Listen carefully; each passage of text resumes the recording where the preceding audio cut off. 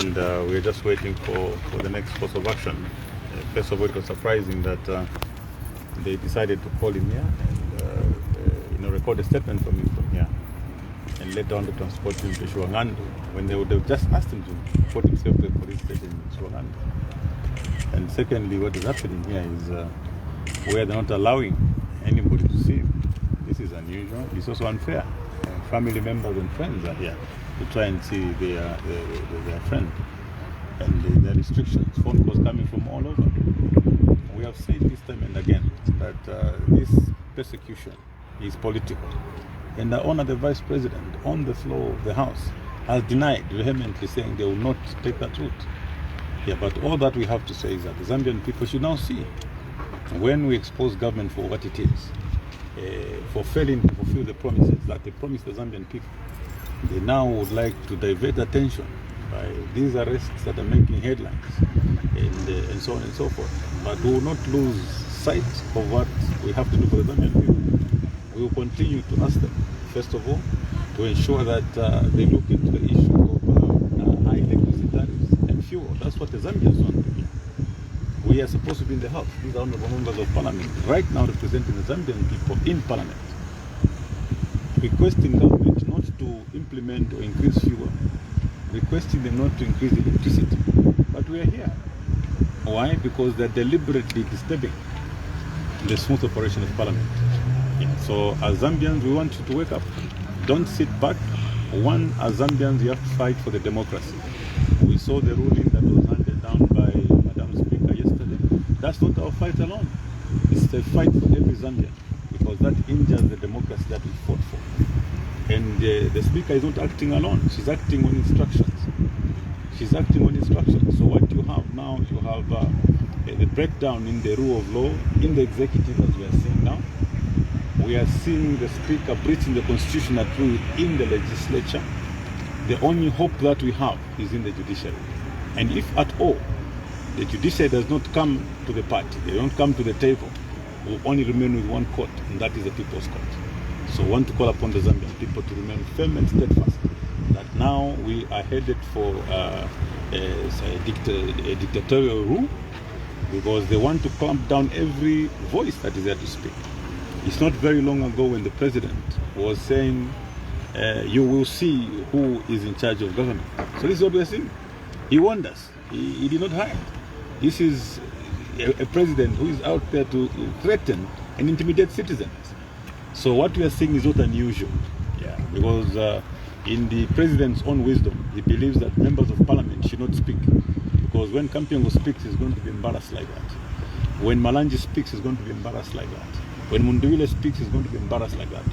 That's the kind of government the President Hakainde wants to see. But we only make one undertaking. We will not relent. We will fight to the hilt. We will fight to the bitter end to ensure that we realize the Zambia that we fought for. Now that the Zambians know that after all, the promises the President made, the freedom that he guaranteed, and the freedom that we got for ourselves in 1964 is now under threat. We will stand with the people. We will stand for the people to ensure that we enjoy and continue to enjoy that freedom. What type of charge has he been given? Well, as you know, in all these cases, they're having to trump up charges. It's even difficult for me to say, because they're picking every little thing. Oh, you stoned someone at the farm 10 years ago and so on. It's just embarrassing. I don't want to commit myself to what charge, if there's any charge. So what it is it's not that Honorable Kampyongo has done anything. It's purely political persecution, nothing else. Don't even look for charges, you'll be wasting your time. There are no charges. It's just political victimization, political persecution. That's what it is. No, I think the charge on the leader of opposition is the hatred that Mr. Hakainde has in his heart for certain individuals. Mm-hmm. He has a list of members of parliament he wants to fix. So the real charge is hatred in Mr. Hakaine's heart for Kampyongo, Honorable Kampyongo, Honorable Chirufia, Chitaru Chirufia, Honorable Munduwile, Malanji, Honorable Malanji.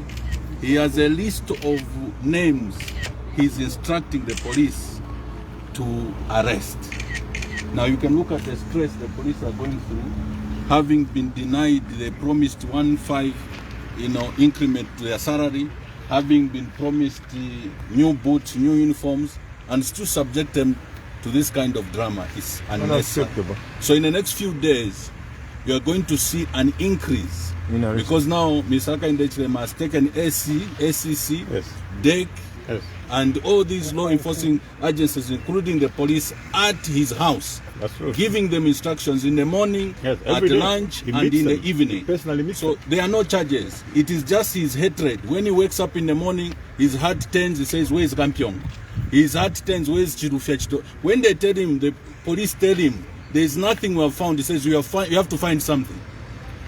So what is going on here is really drama, and we, like the leader of opposition has said, the real answer at the moment that remains is a court.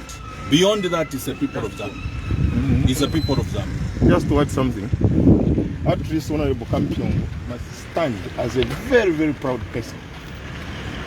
He built this police station where they brought him today. He built these houses for the police officers. Police officers used to stay or live in houses whereby they used to apply that Mwandara, red oxide. They used to go in the toilet outside. Today the police officer at least is staying in a very dignified house. What has Akainde teach them at the river in 100 days? Nothing. Let him go back to the Zambian people and the police officers, give them 1,500 which he promised them. Let them honor the police officers and improve the condition of services. Victimizing members of parliament is not taken anywhere. You don't use the back door to come into power. You don't use lies to come into power. You don't victimize. And you know, you should not. Why is it that these arrests are only from one region? Northern province or Pura province. What have we done? Because the following day is me. Why is he trying to be tribal? Nepotism, selective arrest. This is unacceptable. You don't rule through dictatorial tendership. No, this is unacceptable. Honorable Mdubile, lastly, is this sending fear in the PF members and officials? Are you scared? Not at all. Not at all. We are leaders who were elected by the Zambian people, and our resolve is to defend, first of all, the peace that has continued to prevail in this country from the time that we got independence. We will defend the democracy that the Zambian people voted for, and we expose the government for who they are, because now the Zambian people can see when the president comes and says the Zambians are free, the answers are all here, the answers are abound. So as to whether we, no, forget fear is the last thing that you're going to see now. We are going to fight on, and like we said that the Zambian people, Zambia is bigger than any individual. So if at all, the last hope that we have is in the judiciary, and if the judiciary doesn't come to play, then the Zambian court is what is going to come in. Yes. And Malawi is setting a very good example, and we're good learners. That I can assure you.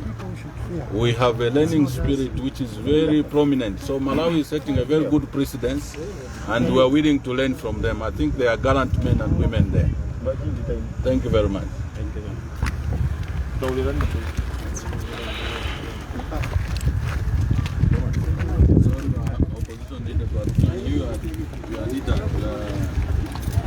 Sorry.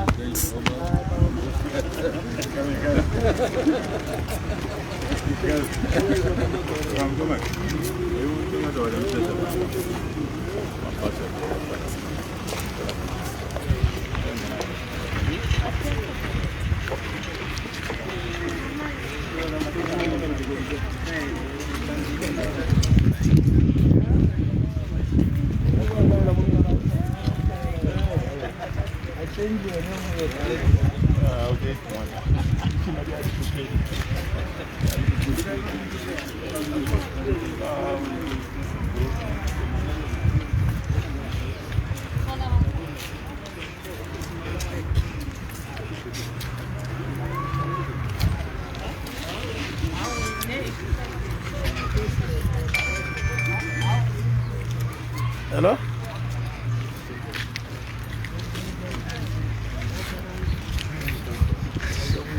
Oh my God.